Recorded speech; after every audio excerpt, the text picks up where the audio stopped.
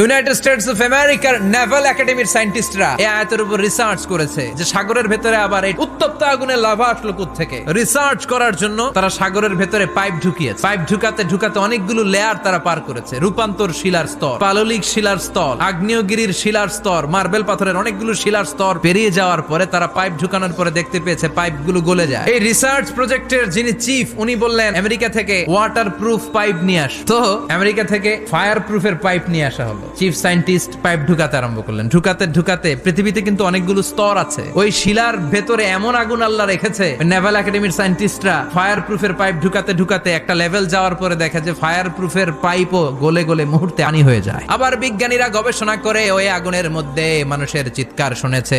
এজন্য হাদিসে এসেছে কাফের মুশরিক আর নাস্তিক গুলো মারা গেলে তাদের আত্মাগুলো পৃথিবীর মাঝখানে সিজ্জিনে চলে যায়। ওই সিজ্জিনের ভেতরে আগুন আছে না নাই?